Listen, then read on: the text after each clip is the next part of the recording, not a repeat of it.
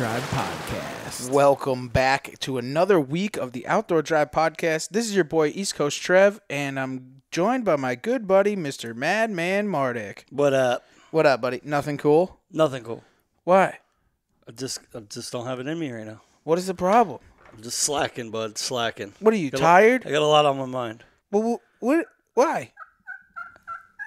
Oh, you have turkeys on the mind? Turkey's on my mind. Well, hey, it could be worse. You could have way, way worse things on your mind, like having to go to work or something. I do that too. Well, hey, those things happen. It's part of life.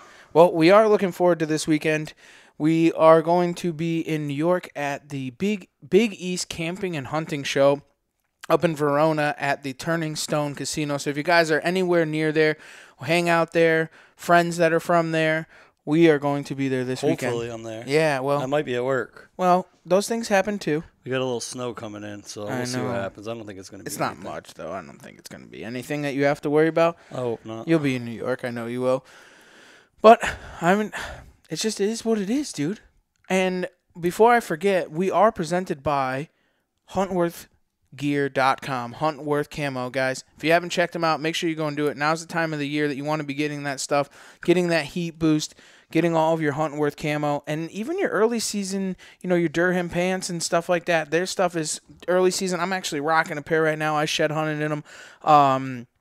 And I love them. I absolutely love them. Great pants. Go and get yourself some, HuntworthGear.com. So, while we're at it, we might as well tear through the rest of them, I guess, right? Might as well do it. All right, Nor'easter Game Calls, get them in close. We do have a ton of pot calls, box calls, Ridge Runners. Ridge Runner's probably one of the best calls that they make, honestly. Are pretty sweet. They purr Mark does really kill good. it.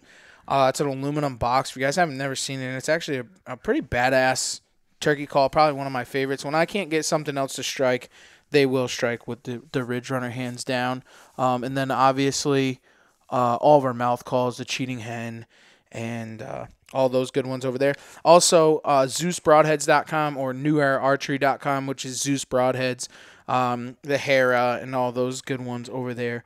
The man Nick Albanese himself. So go and check those guys out. And it's that time of year where you need to be getting that stuff and working with those people. Yeah, don't wait till the last minute. No, don't wait for the last minute. I mean, some people seem to do that. Like how many years ago was it that you were that guy that would do everything last minute?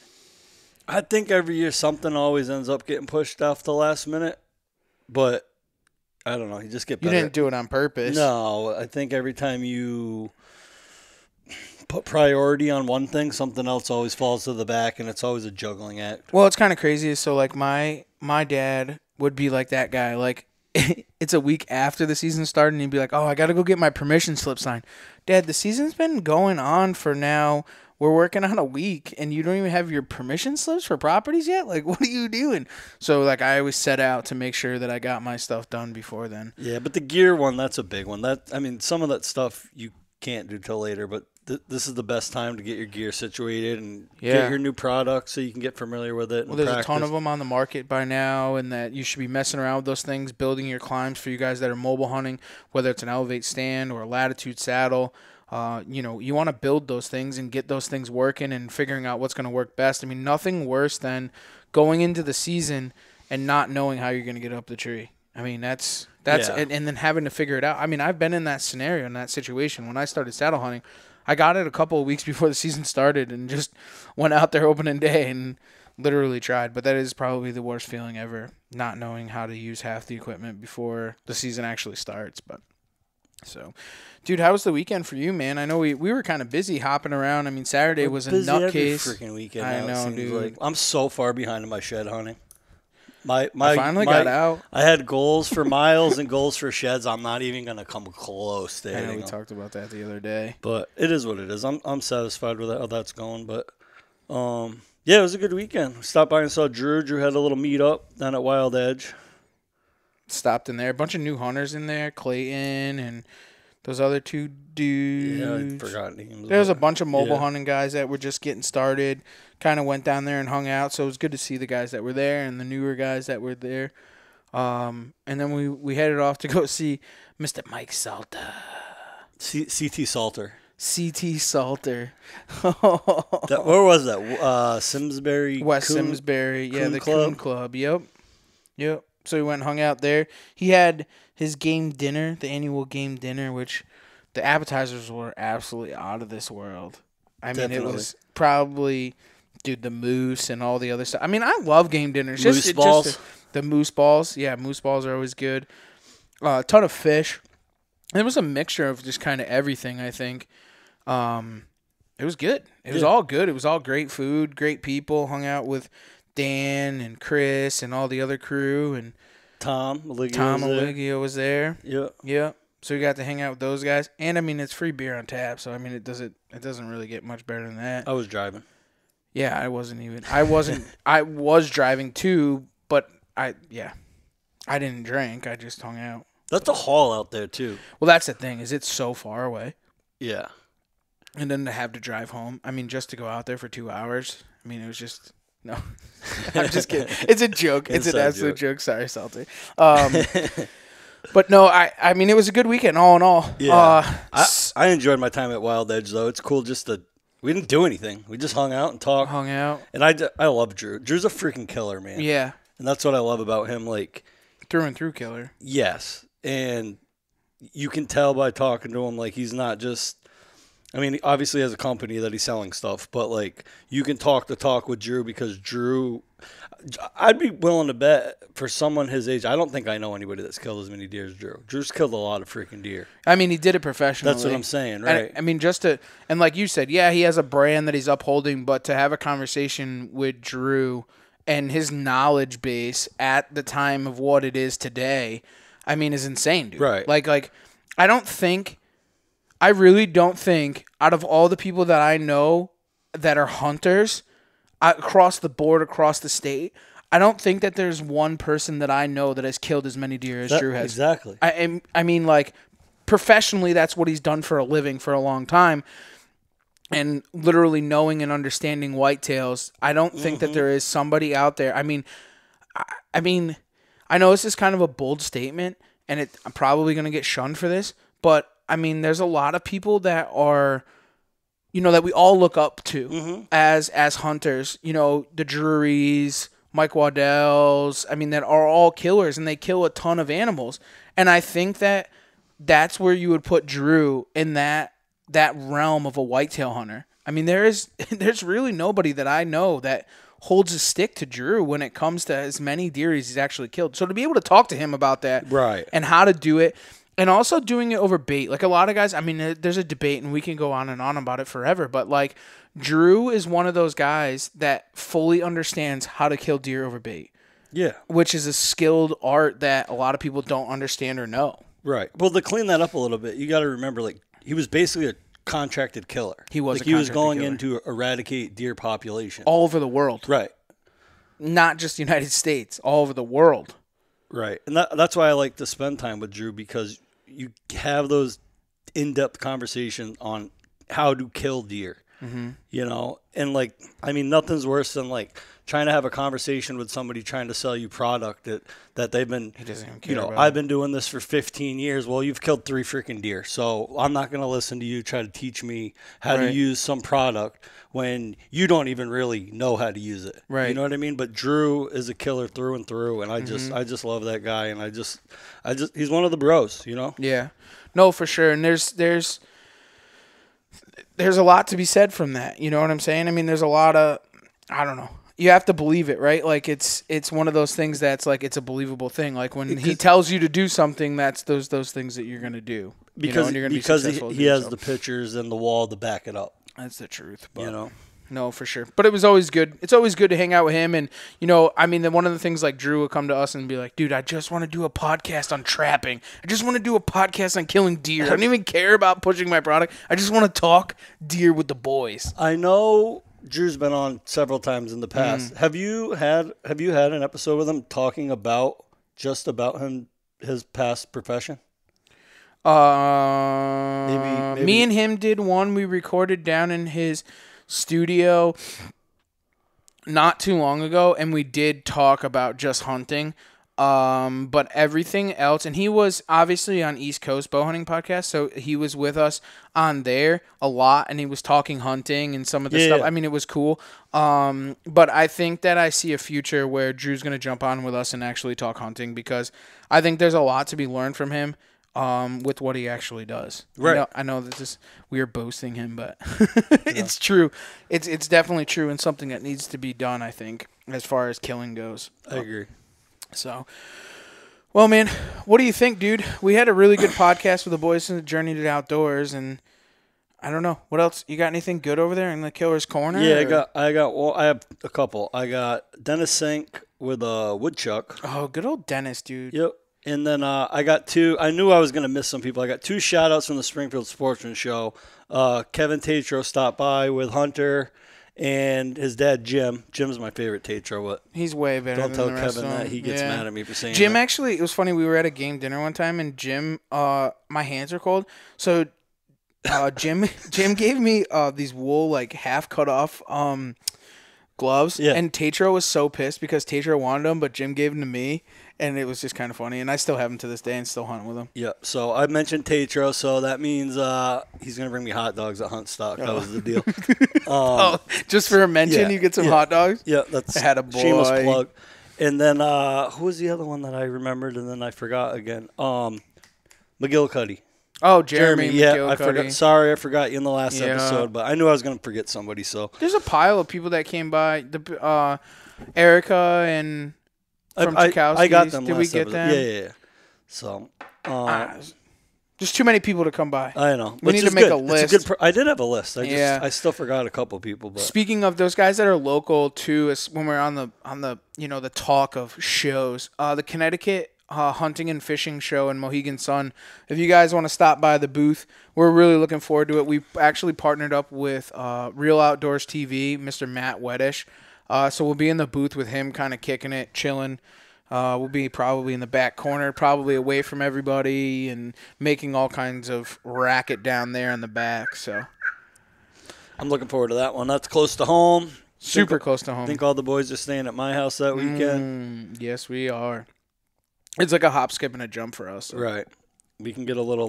The boys will be buzzing in my backyard. The boys will definitely be buzzing this weekend. That weekend. Into trouble. Mm-hmm. Well, dude, talking about boys buzzing, why don't we go see our man Mike Salter and see what he's got for News from the Cruise. I know he's got some special stuff, and we have, an announcement to make as far as News from the Cruise, and we talked about it, partnering with Bow Hunting United, but we're actually going to make that official probably next week. So we'll have a podcast with them that we'll release next week. But let's turn it on over to our boy, Mr. Mike Salter. CT Salter. All right, guys, why don't we buckle up and see what's going on in the world of news with Mr. Mike Salter. Hey everyone, we're going to kick this one off with a bunch of legislative updates. First, here in Connecticut, where two hunting bills are headed to the public hearing tomorrow, March 10th. The first is House Bill 1148, which authorizes certain killing and hunting of black bears and prohibiting bird feeders and other intentional and unintentional feeding of potentially dangerous animals. And the second is House Bill 1149, which would eliminate all Sunday hunting restrictions on both private and public lands.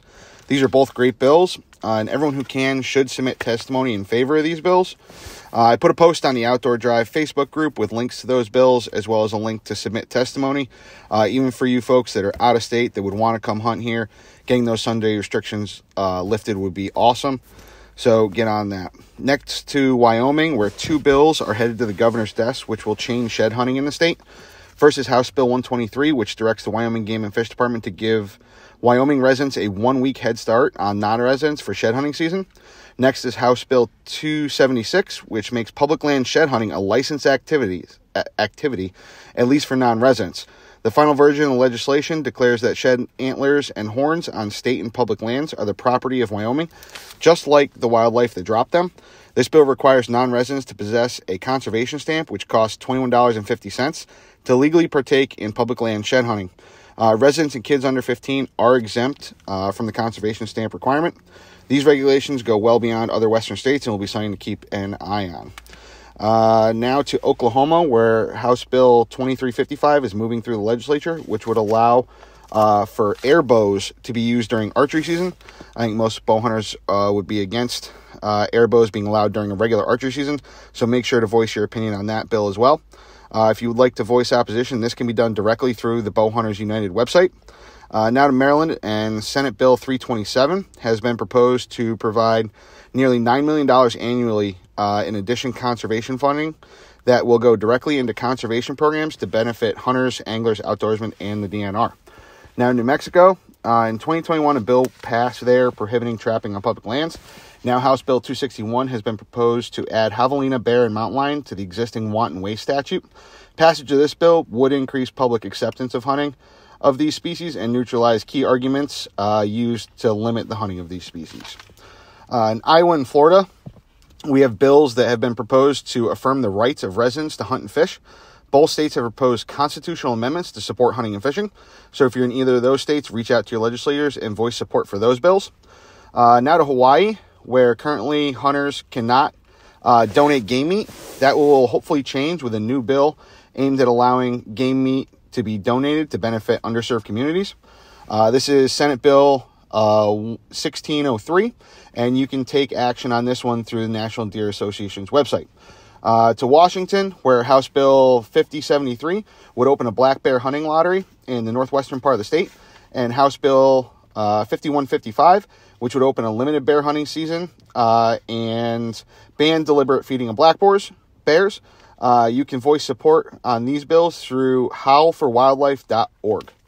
Now for some upcoming opportunities. First, here in Connecticut, where the Department of Energy and Environmental Protection will be holding a wild turkey hunting seminars on April 1st at Franklin Swamp Wildlife Management Area, April 2nd at Rockville Fish and Game, and April 16th at Sessions Woods Wildlife Management Area. Both experienced and first-time hunters are welcome, and the seminars will cover safe hunting practices, specialized equipment, calls and decoys, site setup, and other strategies. Participants will also have the opportunity to pattern their turkey shotguns after the seminar, but must bring your own shotgun and turkey hunting shells. Pre-registration for those seminars is required and can be done through the Hunter Education Registration System on the department's website. Now to Michigan, where the National Wild Turkey Federation will be holding a Turkey 101 clinic on March 14th at 6 p.m. at the RESD Graddick Isabella building in Ithaca. Pre-registration is open and spots are still available. The clinic will cover basics of turkey hunting, and you can register on the National Wild Turkey Federation's website. There will also be a wild turkey workshop held in Michigan on April 1st at 1 p.m. at the Williams Gun Sight Company in Davison. This will be a free 3-hour course put on by the Flint River chapter of NWTF. Dan Prince, an expert turkey hunter, will be a guest speaker, and a Williams Gun Sight master gunsmith will show you how to customize your turkey gun. A raffle drawing will also be held to win a Smith & Wesson M&P Shield 9mm. No reservations are needed for this one, and for more information, you can contact Jim Miller at jmmturkey@att.net.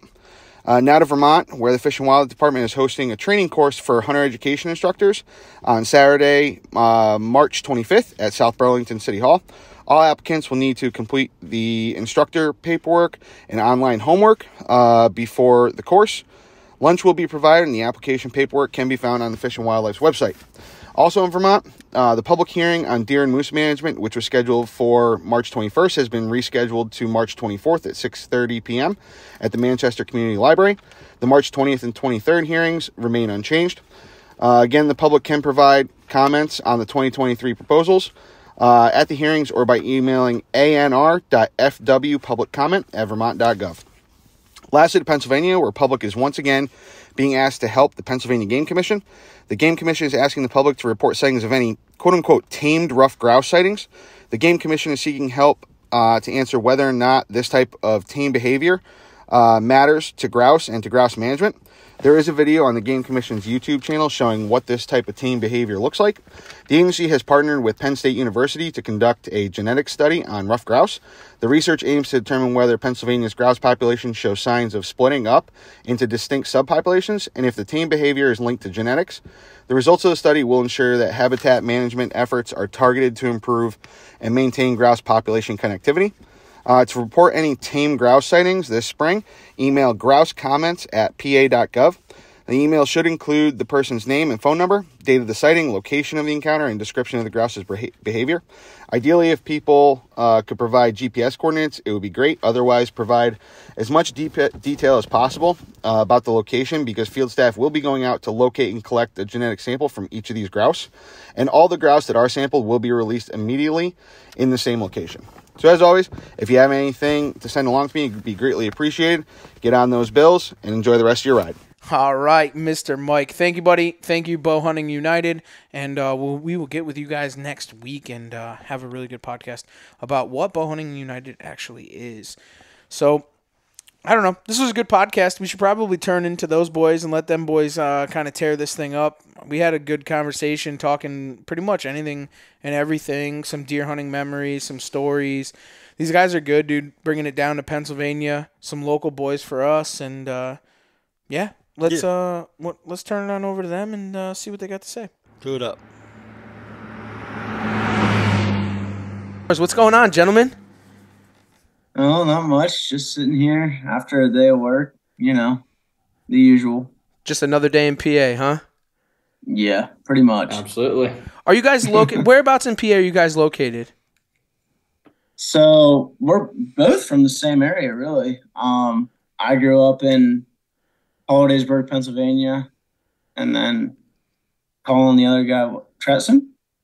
Yep. Yeah. So just over the mountain. So Jordan's a valley guy. I'm up on the top of the hill. So.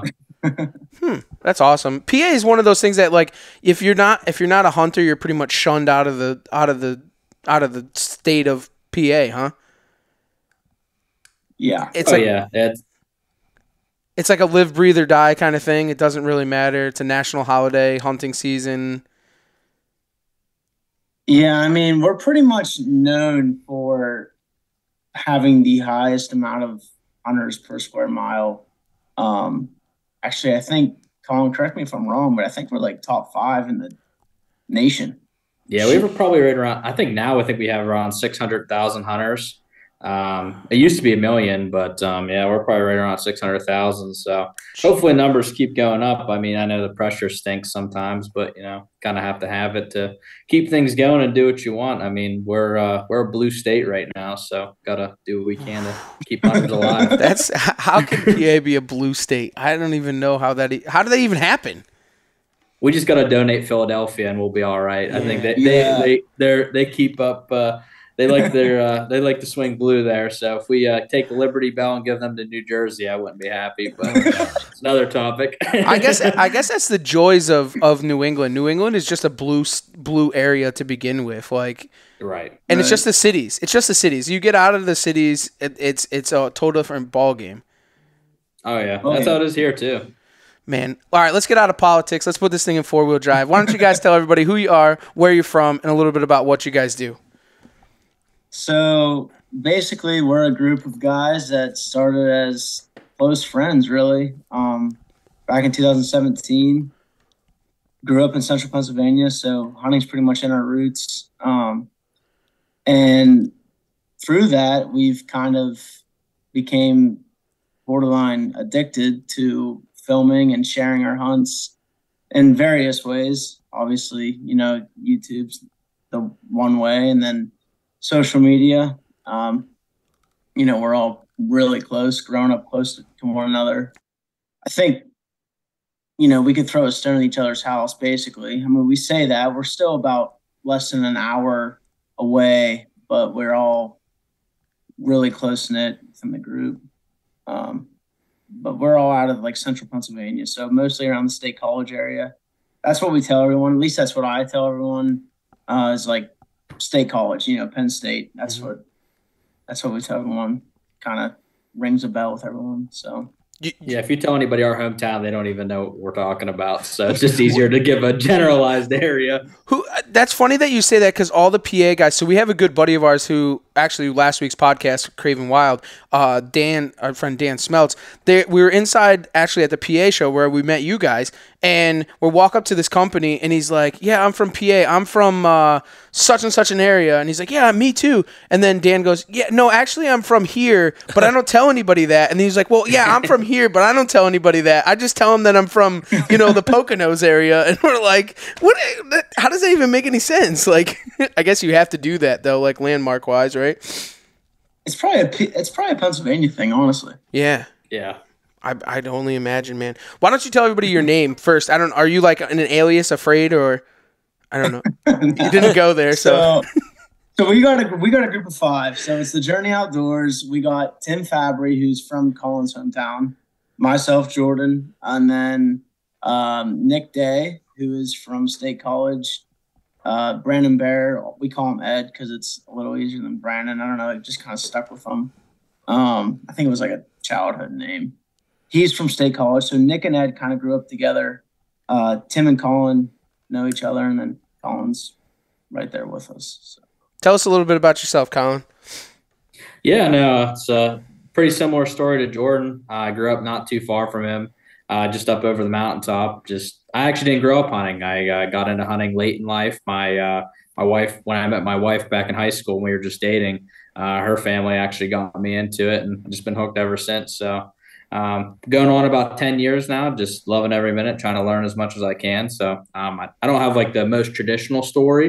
I just didn't have a mentor or anything whenever I was younger to actually take me out. And thankfully, you know that my wife's family took me under their wing and dealt with a lot of, probably frustration and teaching me things to catch on later in life. But yeah, no, it's kind of where I'm at.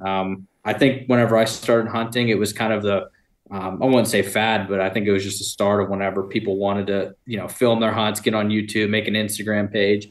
So I think that was like a big impact during that time frame whenever I just started. Mm-hmm. So that's kind of the life that I just kind of jumped on into. I don't really have any pre-roots prior to like the social media game. So ever since I started hunting, I've been trying to make it work, building some Instagram pages. And Tim's actually my wife's cousin. We've known each other for almost a decade now, and then met the other guys, the last, 6 years. When we built this thing, we actually went on our first hunt out west together. And afterwards, we're like, hey, we're doing this. I think we all have the same common interest. I think we have the same common goals. Like, why don't we see what we can do with this? And, now we're a company now trying to do what we can, showing the sport that we love, and just keep on doing what we do. So.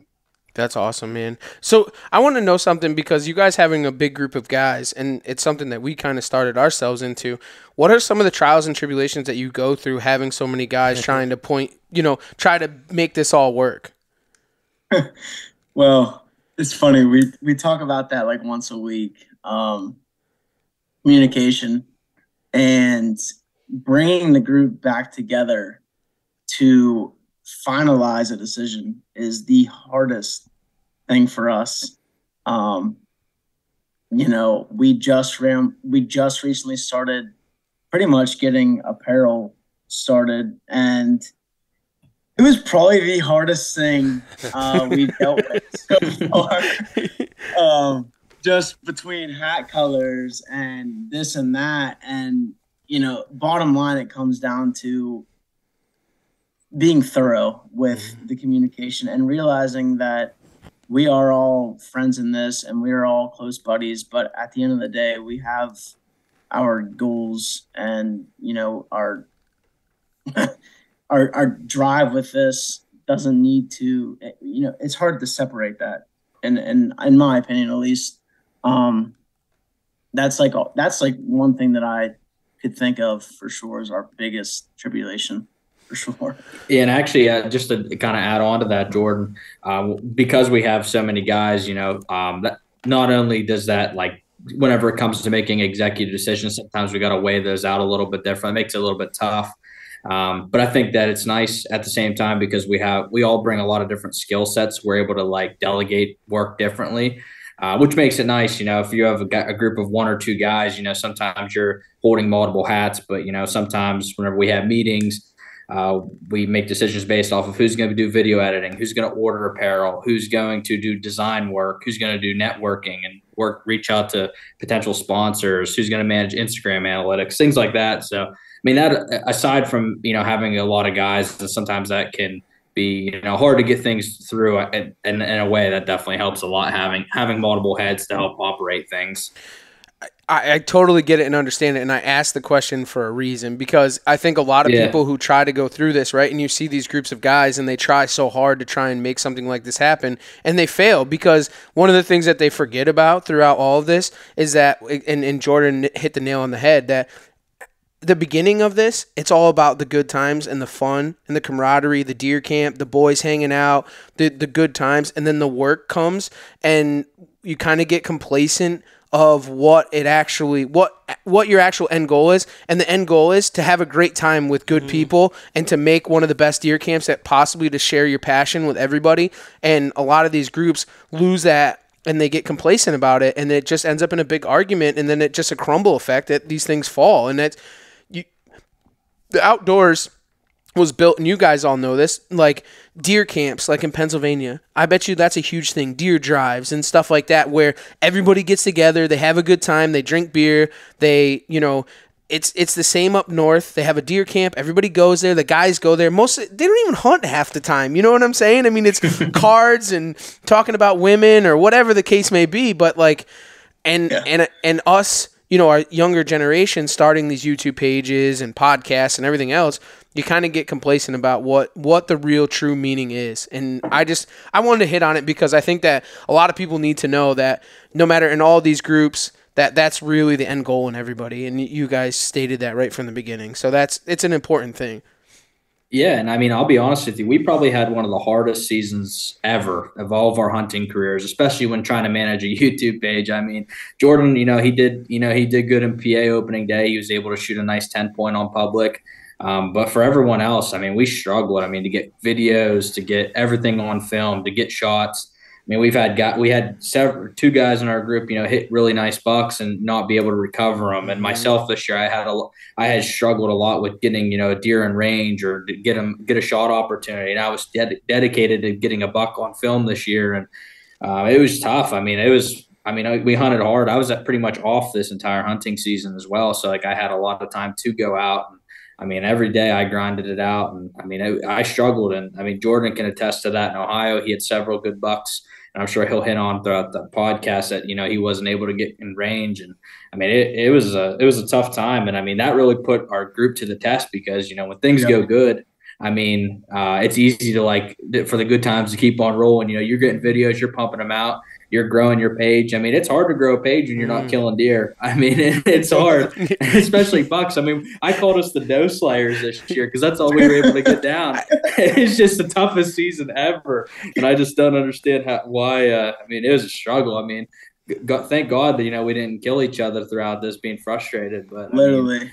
Hopefully, I'm glad at the end of the day we saw it through as friends and set some of that stuff aside and just hopefully we can come back better next year. But yeah, just what you said. That's how I felt. So years like that are the humbling years, right? Because everybody thinks for some reason that they have this deer hunting thing figured out, and in all reality, no matter what, and this doesn't go to like groups like us because we have a big group of guys. You guys have a big group of guys, so we kind of relate in that aspect. But this goes back to even just people in general in the deer hunting woods.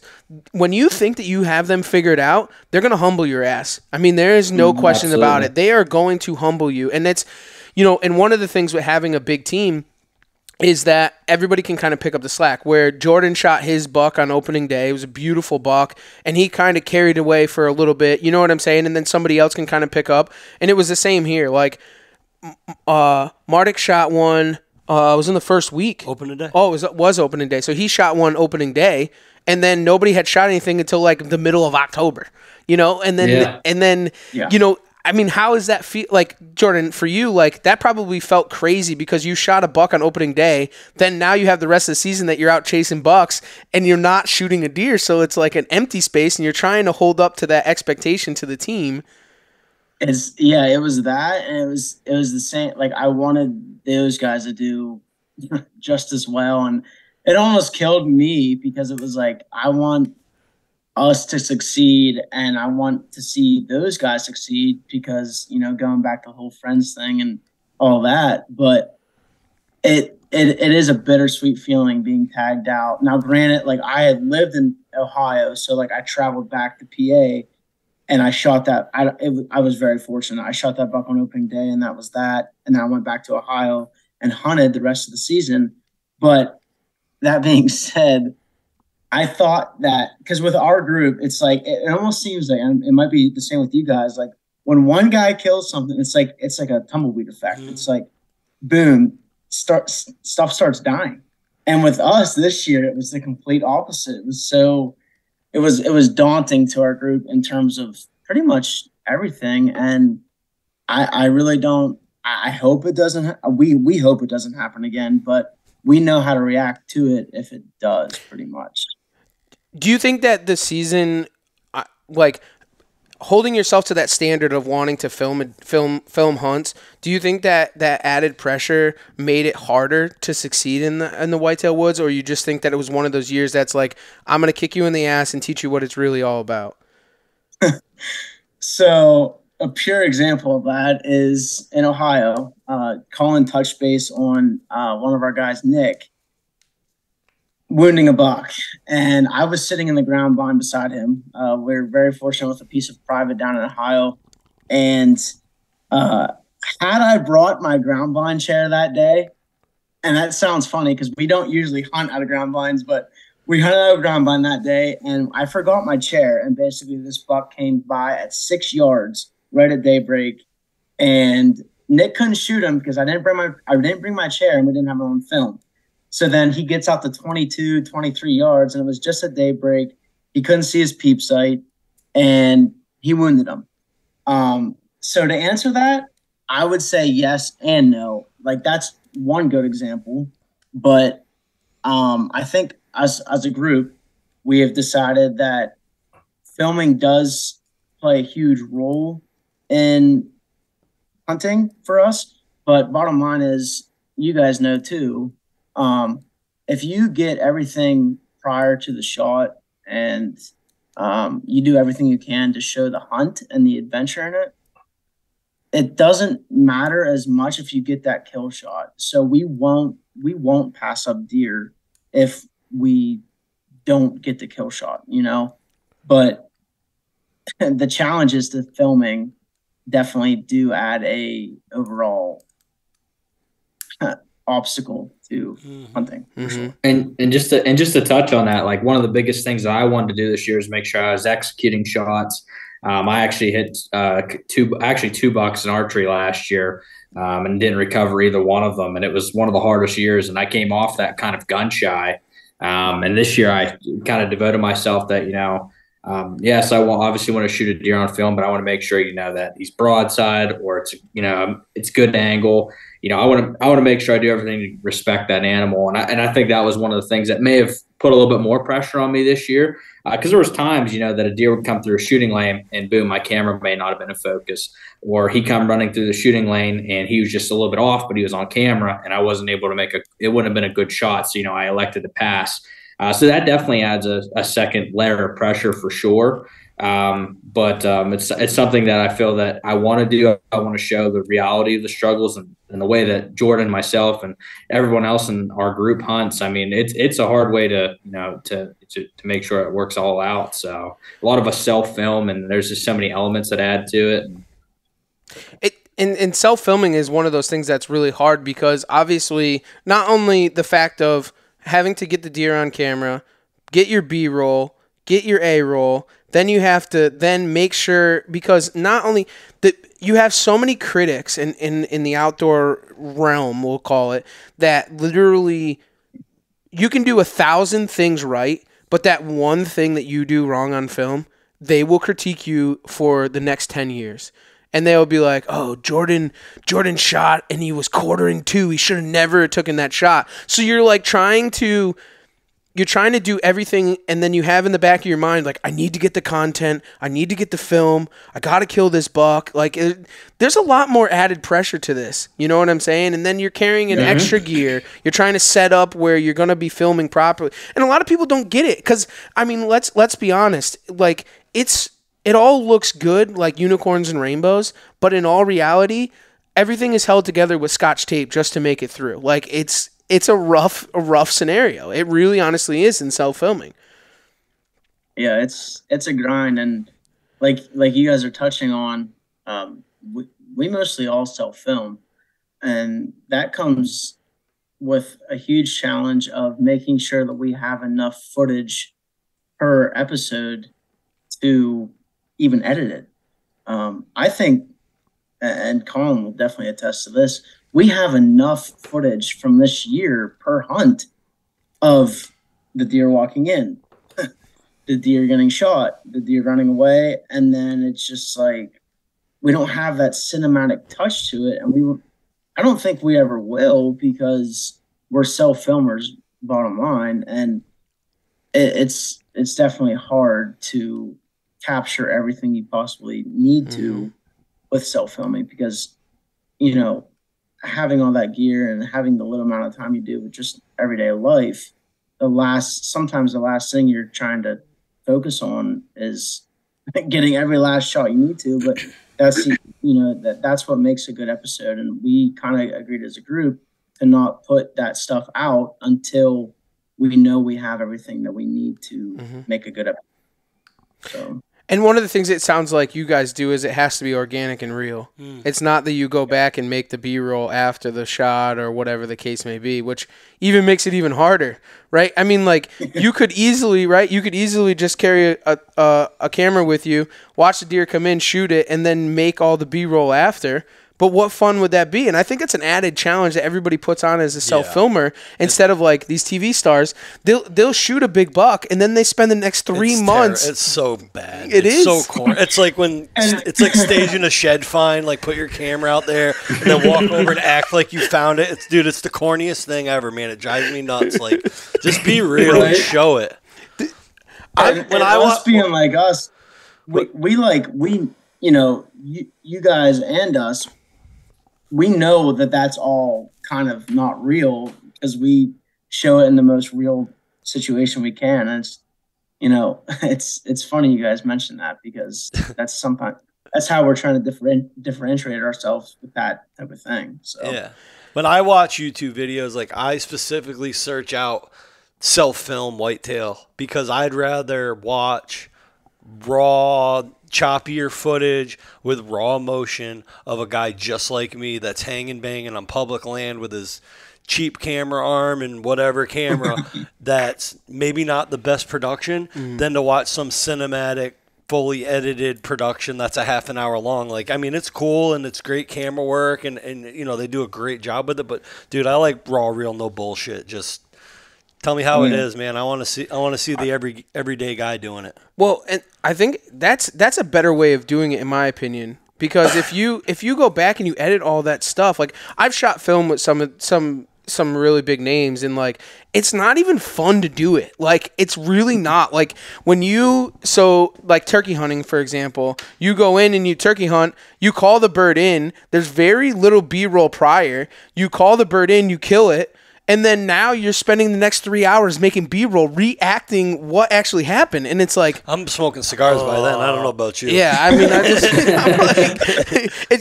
mean, it's cool. But when I go back and I watch it, I'm like, that shit's all made up, bro. That's all made up. Yeah, I know, because I made it up. Like it's not. Right. Yeah, it's just not the real. biggest thing I think is definitely being relatable. I mean, myself personally, that's what I want to look for. I don't want to see something that I can't relate to, because I'm not going to lie. At the end, I might be interested to see what it is. I'm going to skip right to the end and skip all that stuff that they spent all that time working on anyway. So I mean, when you grow up hunting and you just know, you see through a lot of bullshit, right? You know what I mean? You know how it really is out there and what really goes on, and like you're not pulling the wool over my face. Like I know what's going on. I can see what's real and what's not real.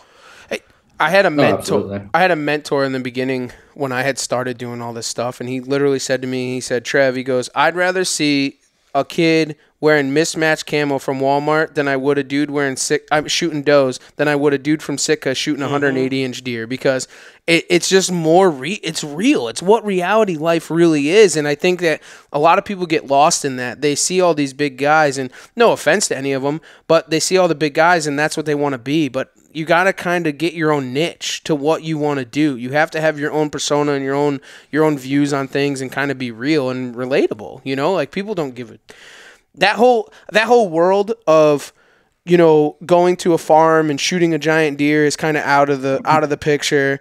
And then it was mobile hunting with an e-bike out of a saddle at 10 miles back, and now it's like raw, real footage of hunting. I think is kind of where it's kind of going. I think the main thing is being yourself. Don't try to be like anyone else or do it like somebody else. Or, you know, it's good to look up to other people, but you got to do it your own way and have your own flavor than try to match somebody else's and try to look like somebody else or how they do it. No, you're definitely right. Well, like Jordan, like when Jordan had shot his early season buck, you're in the rain. It's miserable. It's cold. It's nasty, right? So the deer comes in, and it was picture perfect. So I watched the video actually this week, and the buck comes in, and literally I knew exactly what was about to happen. So he comes in, and he kind of got you. You go and you go to shoot the buck. Was he wearing his little cocoon? No. I should have been. Last time when I met you, you were like wrapped up in a little cocoon. Right. It would have saved me a little bit, probably. But when you shot that deer and you turned the camera, the reaction was everything that it was supposed to be. Like, it was absolutely perfect. You were like, yeah. Like, it was what you look for in a hunt. I mean, it really was. I mean, it didn't feel like it was supposed to happen, to be honest with you. Like, I hadn't been on that piece since, well, I was there 4 days earlier looking for like acorns and fresh sign and, you know, all that good stuff, you know, preseason or pre-rut scouting. And I went up there during the day on a Wednesday. I went up there, and opening day in Pennsylvania was a Saturday, obviously. And Hurricane Ian was coming in, and we were talking amongst the group, and we were like, we're all going. You know, it's the first day of the season. Like, we're definitely going. And when I remember when I texted these guys, it was like BBD. And they were like, no way. And I was like, yeah, it just happened. It just happened. Like, I love it. Do you normally text a group of men BBD? I just wanted to know. I mean, these guys, yeah. Sorry. Because they know what's going on. Your other friends might be worried for you. No. Oh, yeah. I'm glad you said something. I'm glad you said it because what did you just say? You didn't think it was going to happen. And I was thinking about that earlier when we were talking because I think a lot of times when the pressure's on, especially when you're trying to self-film and you're a content creator, you put a lot of extra pressure on yourself. And I don't know what it is. Sometimes I swear to God, these bucks can sense that in the woods. And like, I know I just started self-filming this year, but I know that I get my best hunts and have my best action when I'm just the most relaxed. Just let it do. Just, you know what you got to do. You know where you got to be. And just when I have the clearest mind is when shit happens. When you start thinking you're forcing it or pushing too hard, dude, that shit never works out for you. Right. All right, so go back to the BBD. So you texted a bunch of the dudes about BBD. Come on, you can keep going. I mean, so it was I mean, like they didn't believe me, and I know they didn't believe me because, I mean, Colin can attest to this. Like, we joke around a lot in the group, and you know, no one expected to go out and kill a deer in that shit. To be honest with you. I mean, it was miserable. It was terrible. I was soaked. And honestly, I was nervous about keeping my camera out because we all film with A7 IIIs and A7 IVs, really expensive cameras. And when I texted them, it was a good feeling, but also they didn't believe me at the same time. So I had to send I sent them the footage as soon as I sent that because I was like, they're not going to believe me. So one of the things that I did notice is that you had your camera out in that. You actually bring your camera out. You don't even think twice about it, or? So I've realized just because I've shot with Sony, I own like a wedding photography business on the side. I do videography and all that on the side. And I've noticed that the Sonys and probably most DSLRs can take a beating. I beat the living shit out of them. I think we do as a group. They are very water resistant, and I think they're more durable than the average cam corner. Okay. But yeah, I don't think twice about it, to be honest with you. It's good to know. That is really good to know, because most of the time I carry like a plastic bag to put over my camera, and I run a Sony also, and I put a bag on it. Sometimes I won't even go hunting because I've devoted in the fact that I'm going to self-film. If I cannot self-film, I'm not going hunting. You know what I'm saying? Or I'm not going to go hunting without filming. So sometimes, I mean, it is a fucking excuse halfway through the rut because I don't want to be in the woods. But you're like, I don't know. I just don't. But it's good to know that, I mean, I can bring it out there. So when it breaks, I'm going to ship it to you and be like, hey, Jordan. Go ahead. I'll repair it. Replace the battery. To add to that fun fact, Panasonic is not very waterproof. Ooh, you break one. Yeah, it doesn't work like it's supposed to. I can tell you that. Oh, jeez. Yeah, well, So you live and learn. Yeah, Whatever. you live and learn. That's part of self-filming. It's just the way that it goes, man. Yeah. It is. Oh, we all have our failures. That's for sure. Yeah, but you know what? That's part of it, dude. That's what keeps it funny, and especially having around a group of guys. What do? You text them all, and they're like, "Oh yeah, you're a dumbass. You fucked up. Nice job. Congratulations." Right? I mean, that's just that's the deer camp vibe. You know what I'm saying? Of the new technology of 2023. Yeah. That's what it is. You know. Right. I do want to ask you guys probably, and we'll start with Colin on this one. Take us through one of your most memorable hunts ever since you've been started hunting. Yeah, no, I mean, like 2 years ago, I actually wasn't filming at this point, but I actually shot my best buck ever. I lived away from where I grew up. My wife and I moved away for a couple of years, so I didn't get to hunt that much. Where we lived at, there wasn't a whole lot of public readily available, and quite frankly, I just didn't have the time to go out there and look around. It was a real heavily pressured area, so I got the opportunity to come back home for the weekend, October 28th, Halloween weekend. I actually, it was very similar to Jordan's opening day hunt. Miserable rain, but we had a real big cold front coming through, and I knew that there was a lot of does in this one area. I wanted to go out there and hunt, and I knew it could be a good hunt. And I wanted to get out there so bad. So went out there the first day. I saw a small buck. I think it was a half rack, and 2 does. It was pretty slow on Wednesday evening, and then Thursday. I actually almost slept in. My wife's grandpa kicked me up off the couch. He's like, "Get out there and hunt. What are you doing?" I'm like, just sleepy mumbling, like, I don't want to go. He's like, "No, you need to go." And I was running late, and I was hunting mobile. I hunting with a saddle.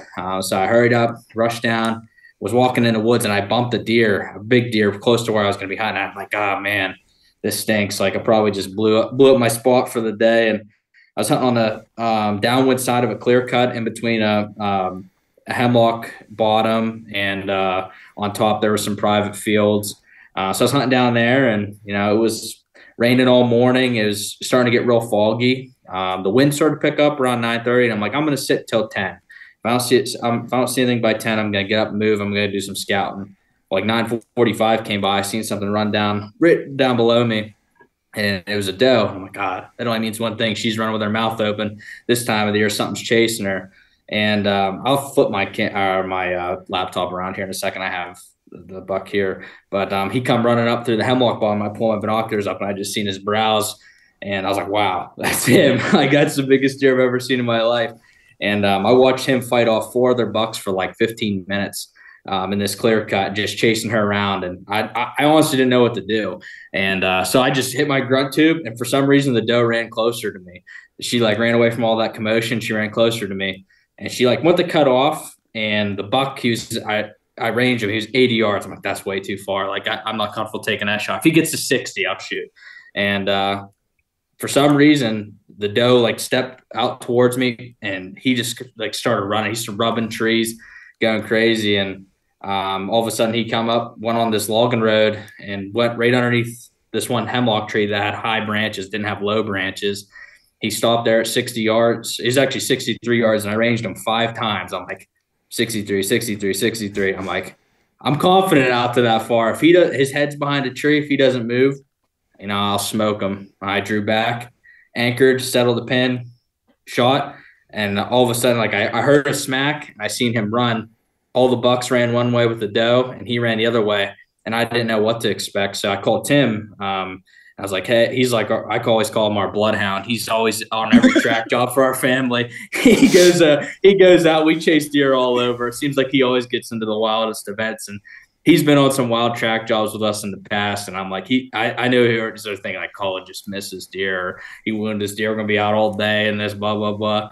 He comes over about an hour and a half later. We get to the spot. I'm like, Tim, I know he was right here. And this clear cut, it's a 3.5, 4-year-old clear cut. So it's starting to grow up pretty thick.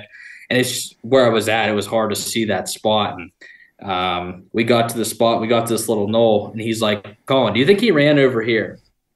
And I'm like, Tim, I'm so worked up. I'm like, Tim, I don't know. I don't even know what happened. I probably just wounded this deer. Biggest deer of my life. I'm never hunting again. He's like, Colin, do you think he ran over here? And he's smacking me at this point. And I'm like, Tim, I don't know. He's like, I can't take this anymore. He just ran. He's like, he's laying dead right there, you idiot. He ran 20 yards. He died underneath this pine tree. And, I mean, it's biggest deer probably, I mean, hopefully not, but probably biggest deer I'll ever kill. He scored just under 150. As an 8-point, he has 11-inch brow tines. So, but I heart shot him. I sent you guys a picture after this, but that's a hunt that I'll never forget because that was like the first time I ever killed a big deer. And I mean, it's just like it seemed like over the last couple of years, like you get so much self-doubt on yourself. You see all these other people have success, and you struggle, and it's hard to get past that. And it was like I swear that was the day that like changed me forever as a hunter. And I mean, I'll never forget it. But did you go back to the house and thank your grandpap or your wife's grandpap? He actually came out to the hunt. He was actually that's another funny story. He was actually the one hunting this deer. He was across the road on this other piece of public, and he was hunting this deer hard. And in exact words, he came up to me. He said, "You mother, you killed my buck." In exact words. And I'll never forget the look on his face. And he took a picture with it. You could definitely tell he was excited but sad at the same time because he had him on camera for a couple of years before this. But yeah, it's honestly probably one of the coolest hunts I've ever been on. And I mean, without guys like Tim, my wife's family, Jordan, Nick, and Ed, like getting on me about things, I probably never would have made it happen. But that's a hunt that resonates with me personally. That's my favorite. So that's awesome. That's a badass hunt, especially in the rain. You guys are like the rain. You guys need to only hunt in the rain because it seems like the only time that you guys are very good, very successful, right? I swear, yeah. That's one of those things here. Since we're not going to be doing the video on this, I'll just show you quick. That's crazy. Oh my! Look at the brow tines on that thing. I wish everyone could see that. It's all right. We'll share it with them on the Facebook group so everybody can see it. That's a monster. Wow. Yeah. Probably never get that lucky again, but I'm glad for the one time that I actually had some luck. So that's awesome. You still got a long career ahead of you, bro, so you probably will do it again. How about you, Jordan? Hopefully. Oh, boy. That's a tough one to follow. Yeah. Yeah, that is a tough one. Yeah. I guess I could compare it into a year I had. It was 2 years ago. I had like a 3-buck year, but honestly, the most memorable hunt of those 3 deer was the Ohio deer. It was my first public hunt out in Ohio that year. Like the first morning I went up, and Tim, Nick, and Ed from the group were all at a piece in Ohio, like 45 minutes. I think it was like northwest of me or something. And I wasn't in the tree for more than 15 minutes, and it was the peak of the rut, you know. And I was all jacked up. I hiked up I was in hill country. So I hiked up this hill early morning. I got in there entirely too early. I think I left where I was staying at like 3 in the morning because I was like, I need to hike this one hill, and it's going to take me at least an hour and a half. And it only took me 20 minutes, probably because of adrenaline, because I was so jacked up. But so I get up in my stand, and it's early. And I remember it vividly because it was a full moon. And I knew how early it was because the moon was like, you know how you can tell the moon's like not above you. It's just behind you. And I looked at my phone. It was like 4:15, and at the time it was November, so it's not daylight until like 6:45, 7. Regardless, about 5 o'clock, I heard a bunch of grunts down in this hollow behind me, and I'm thinking, no way, like there's absolutely no way this is happening. Like this is my first sit of the year in this spot. It's first sit of my trip because I was on like a little rutcation, and me being me, I was kind of not inexperienced with public ground, but hill country I was not experienced with, and that's a total different ball game. Most of us hunt that in the group now, and we were just out in Ohio this past weekend, and it's a different. It's just different in general. It's a whole other topic. But so I'm sitting there and I'm like, what do I do? I'm hearing grunts down in this hollow and it's not even close to daylight. So actually I left out a series of buck grunts and he actually came closer, it sounded like. Well, it died off and I'll never forget this. It died off and I was thinking, I just screwed this entire thing up. And I sat there for about another 45 minutes and I just kind of took it in. I just hiked that hill and took it in that I'm in Ohio and this is the first day of a very long vacation. I think it was like 12 days. And next thing I know, it's starting to break daylight. And I'll never forget this because there was about 50 freaking turkeys roosted right behind me. And you guys know they make a freaking ruckus, like unbelievable, especially in the fall because they're all flocked up. And they're going nuts. So I'm thinking, I'm just going to listen to them, relax. Like I just screwed up on that buck because I was in here too early, whatever. Maybe he caught my wind. And next thing I know, I just looked down over my left shoulder and here he comes up the same hole I heard him all morning. What we all talked about as a group was he was locked down on that doe all morning pretty much. And he was just kind of working her. Well, these turkeys were making such a ruckus as the buck and the doe got in front of me.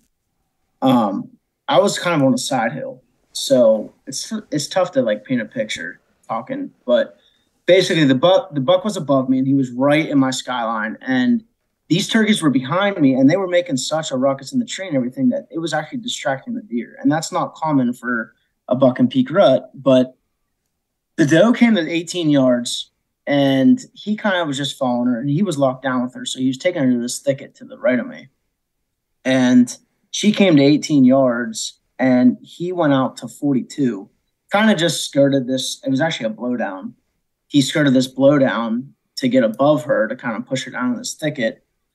And it's funny because 3 days prior to that, I had just missed my biggest buck of my life in Pennsylvania at 14 yards. And my confidence level was terribly low. And I was like, I'm going to draw back on this deer at 43, 42 yards. And I'm going to give it my all, but I just missed a buck at 14 yards. I don't know if I'm going to hit it. And sure enough, I smoked it at 42, 43 yards. And same story. I mean, I texted these guys right away because, it's just kind of a nature of the group. And I said, BBD, and these guys had gotten out to Ohio at the same time, and they were like, dude, it's not even breaking daylight, like stop messing with this. And I'm not kidding, like I'll take a picture of the arrow and the blood because you guys know when you make a shot, if you hit the deer well, mm-hmm. Great, it's always that second thought, like did I even hit that deer? But I knew, like I could tell by his reaction, he did the mule kick and everything like that. And sure enough, I went up and there was blood everywhere. And I just shot the biggest buck of my life in Ohio. I think he went like 127 and a quarter or something. Tim measured. He's actually a taxidermist, Tim within our group. And yeah, I mean, it was a crazy hunt just because, like I said, it was the first time going up into that piece and right at daybreak it happened. But touching back to what we talked about, it can happen at the least expected times, and sure enough it did that time. That's when it's supposed to happen, bro. I mean, that's what it is. And going back what you were saying in hunting the hill country, Like, it's one of the hardest areas to hunt because people don't understand it. When you hunt those hills and valleys and those, the drainages that are there and stuff, the wind is just insanity. It's unexplainable on how it works and how the deer react. And because out there in, you were in Eastern Ohio, obviously, hunting Eastern Ohio, that wind carries down in those hollows, and that's where those deer hub at. And it's totally different than anywhere else that you hunt. And you're just like, oh, crap, what am I going to do? If he comes from this way, oh, no, the wind just shifted. So I get what you went through, man. And that's a tough scenario. And especially hunting public land out there. I mean, that's not an easy thing at all. Had you scouted that before, or did you go in blind in the dark did you just drop a pin and go, or had you been there in person? I e-scouted it pretty heavily. I mean, we call it e-scouting, but basically I was on Onyx Hunt all before that trip, and I remember very vividly bouncing these guys within the group. What do you think of this spot? What do you think of that spot? And finally, I found pretty much a bench. That stand's still hanging there. It's a bench on a giant ridge, and when you see it, if I could paint it, every tree is just like, it's big woods surrounded by thickets, and every tree in that is an oak tree, and it's all a feed tree. And the oaks were raining that year, and I think it was just a lot of doe feeding in there. And we all thought within the group and myself that there was going to be a buck up in there pushing doe. And sure enough, I went up there the day prior to just check it out, but I didn't go fully into that spot.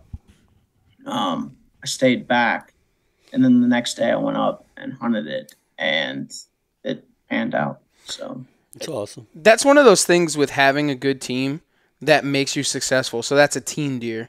And we talk about that a lot because I do a ton of travel hunting, and I'll text back to the boys. Well, Steve particularly, he's like a mastermind on e-scouting.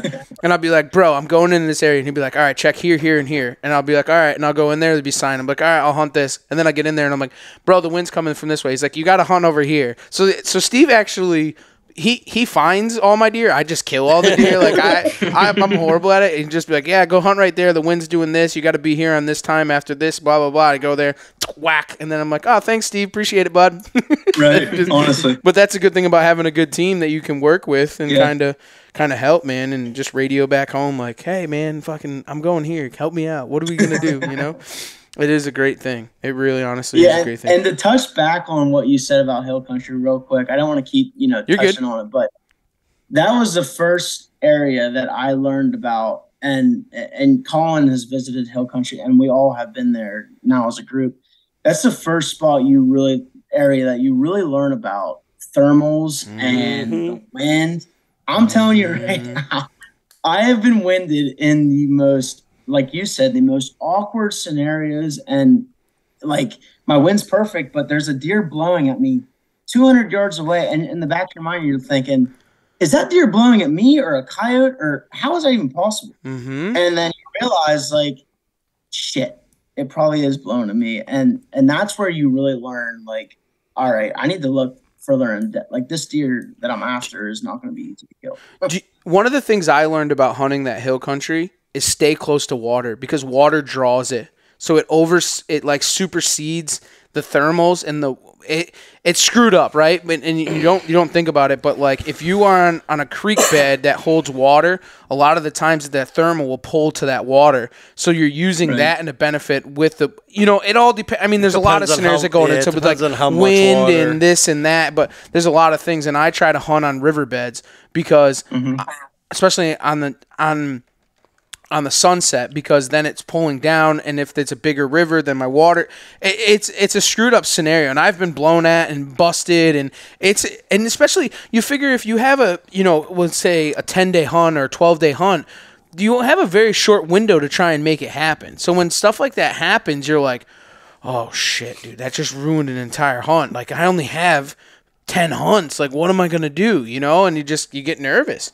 I mean, that hill country is no joke. Yeah. I mean, it holds great deer, and it's tough. But, I mean, you guys probably deal with it in PA too, no? Or just not to that severity? A lot of finger ridges out there, no?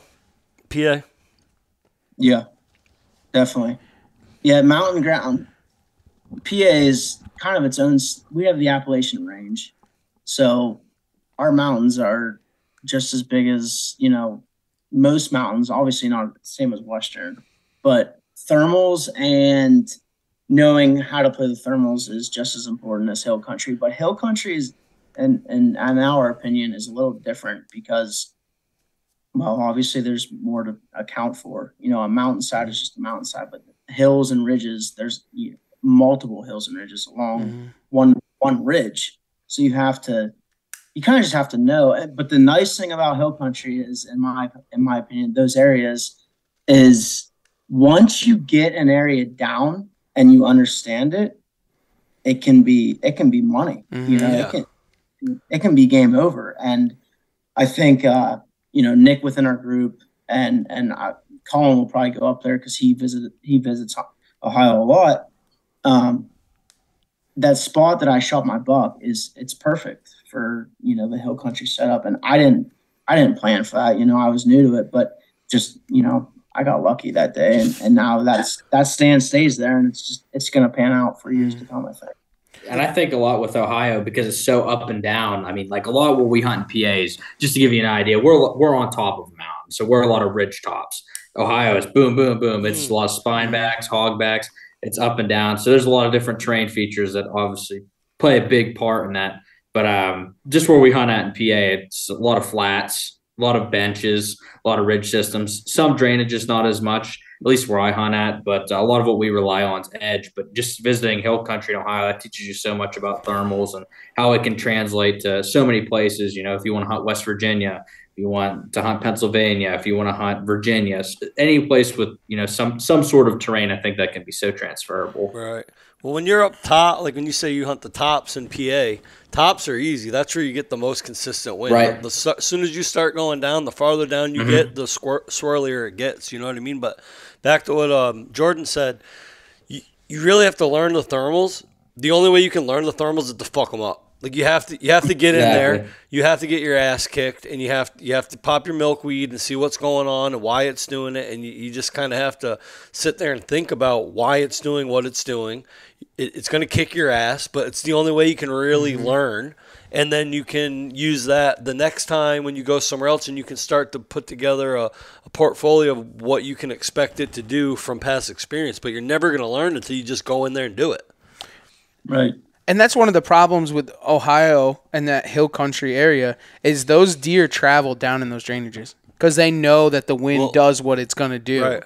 And it's crazy because their wind is not the same prevalent as here. So you have to learn to what is prevalent there and how those deer move. They come off those hillsides and drop right into those valleys down in those drainages, and that's where they work. That's where all the scrapes, all the rut. I mean, it's tough. It's tough hunting. You could be at the head of the drainage, and that wind is literally going to run down the side of that hill, and it blows right into it. Like I don't care if it's if it's like say I'm looking up at southeast, but that wind is coming from the northwest. It's going to blow up, and then it's going to hit that wall, and it's going to shoot right up into it southeast. You're like, what? I mean, e-scouting is forget it. You know what I'm saying? Like you're not going to be able to try and gather a wind on it. And a lot of those, like you'll find those big scrapes in those drainages, and they'll have like a west wind, but they'll have an east thermal pull, so it doesn't matter. They get both winds out of both directions. The thermal's is pulling one way, the wind's blowing the other, and that's why those deer are there, because they know they're catching a wind from both sides. And I'm sure a lot of those great spots are just unhuntable just for that reason, and that's why those deer make it. I mean, it's a perfect setup, but the deer have it in their advantage so much that you either got to get shit lucky or or just catch them off and just try to catch them coming and going. Yeah. And when you're travel hunting like that, you just kind of just wing it. You're just like, I'm going in there, bro. I don't care what it does. I'm just hoping that deer comes from a little bit different angle, or that wind is blowing at a different. You just you kind of play on the edge. You know what I'm saying? You're giving him 3/4 of it, and you're taking 1/4 of the slice instead of half and half. You know, and it's it's a dangerous way to play the game, but sometimes it just works, and sometimes it doesn't, I mean, it's just the way it goes. Especially on an out-of-state hunt, you can only be so I mean, you only got a couple days. You got to be super aggressive. You got to just go for the and kill. Especially it's the rut, so you don't know where you can think where the deer are coming from, but you don't actually know, I mean, it's Right. It's a tough scenario, man, and especially travel hunting, trying to get it done in those short period of time, man. You just kind of got to push yourself to that level. I mean, it doesn't really matter, Absolutely. You're not wrong by any means. No, it's tough, man. I mean, listen, we could do a full podcast on thermals and winds because when you hunt those areas, it's tough. So I've hunted eastern Ohio and been successful, and I've hunted central Ohio and been successful. And you want to talk about the differences between the two of them? Bro, it's not even – I feel like I'm in Kansas in central Ohio, and I feel like I'm in the mountains of Montana when I'm in eastern Ohio. Like, it's just – it's a crazy, diverse world. You know what I'm saying? And Crazy. It's just nuts, but it is what it is. At least you were successful. That's a great thing. And Colin shot the biggest deer of his life, and it's just it doesn't get much better than that, honestly. Too bad you weren't filming that, Colin. That's what I was like. When you're telling the story, I'm like, I gotta watch the video, but then I was like, oh, there is no video. Yeah, no, that was one day I did have my camera, wasn't filming, and I regret it ever since. Because I mean, it probably would have been easy. I mean, he wasn't close enough that it would have been that much pressure. Right. But yeah, no, that's one of those things I learned. I said that day forward, I've been filming since. I haven't stopped. So it was the day it taught me, like, hey, you never know when it's your turn. So. And you have to always carry it with you. Well, boys, what's the future to hold for you guys in the group?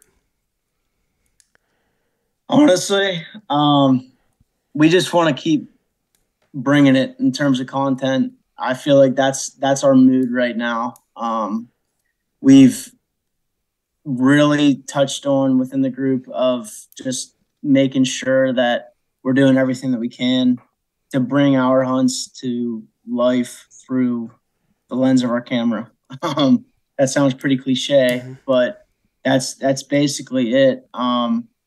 We're doing our best with getting on YouTube, being a little more engaged with that side of things. I know we touched base at the show, myself and you guys about YouTube and everything like that. But honestly, just keeping what's important at mind, but at the same time, knowing what we have in store and all the hunts that we have planned for the year. We have multiple out-of-state hunts planned this year. Just keeping in mind that we need to go out there and enjoy it, but at the same, the essence of it all, we need to be filming and we need to keep sure grinding. Yeah. Nothing, honestly, nothing better than that. Well, guys, I got one more question for you, and I didn't prepare you for it for a reason. But one of the questions we ask is, what drives you outdoors? Either you guys can start it off. Yeah, and I think and I'm sure Jordan can attest to this. We're the journey outdoors for a reason. It's not about the end goal. It's not about the how it starts. It's just about the process. And I think that, finding success, fighting through failure, learning, collaborating with each other, and just trying to figure out how we can get through things. It's the journey. And I think that's honestly the thing that drives me the most. I mean, I think it's great whenever you get out there and you kill a hammer buck, but what about all the time you put in scouting, putting cameras out in the summertime, or spending your winter shed hunting, or hanging and banging, making setups of your hunting mobile or hanging stands. It's that grind and that grittiness, I think, that drives me, because, I mean, at the end of the day, if it wasn't hard, I probably wouldn't be doing it. So I love the challenge. Amen. What about you, Jordan? I can't talk that once again. We probably shouldn't let Colin go first anymore. Next podcast, no more. I think what drives us every year is what we put in the off season. It's a 365-day thing for us. There isn't a day that we're not thinking or doing something to try to make the next season successful for us. That being said, we kind of keep it lighthearted, but I think in all of us, in the back of our mind, the success of a hunt is kind of what drives us.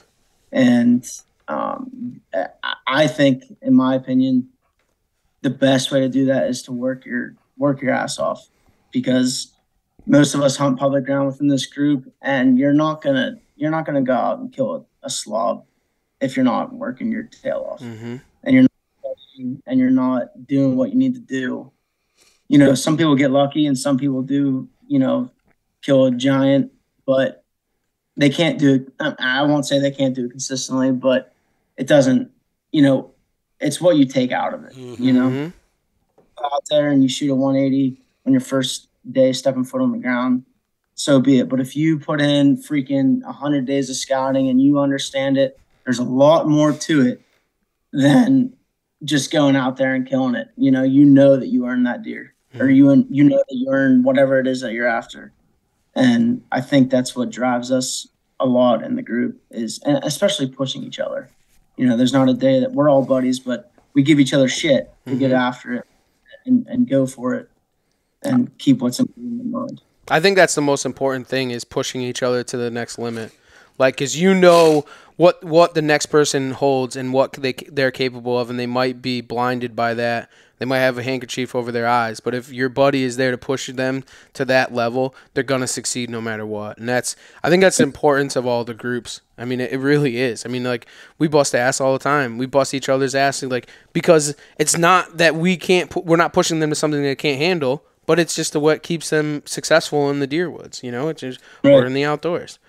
So absolutely. So, boys, why don't you tell everybody where they can find you on Facebook, Instagram, YouTube, your website, whatever, just so they can reach out and kind of check what you guys got going on. So it's pretty simple. Basically, for Instagram, it's The Journey Outdoors. Recently, this is just a backstory that's real quick. We recently got shadow banned by Instagram. Imagine that. For a reel, it kind of blew up. So you have to put a space in between each word. It's kind of stupid, but it's just how it is with Instagram nowadays. Our YouTube is just The Journey Outdoors, and then thejourneyoutdoors.com. We plan on bringing a lot of things to the table for this spring for turkey. Like we touched on earlier, it's mostly whitetail and turkey. Mm-hmm. So we're traveling a lot this spring. Then obviously deer season is deer season. I think we all from the eastern side of the United States go after it with whitetail. So yeah, you can follow us on Instagram at The Journey Outdoors, YouTube, same thing. All the links are included in our Instagram, our website, and everything like that. So I'll put them below here too on the podcast, so everybody can click on them. But just so everybody knows where they want to go. Sometimes they kind of you to do it. Yeah, that's good. You better do that. But some people mostly get lazy and they don't want to click down below, so we just got to tell them what's up. But guys, listen, we really thank you guys for coming on. Looking forward to seeing where your journey leads you guys. Awesome podcast. We really appreciate it. And everybody else, thanks for taking the ride right here on the Outdoor Drive.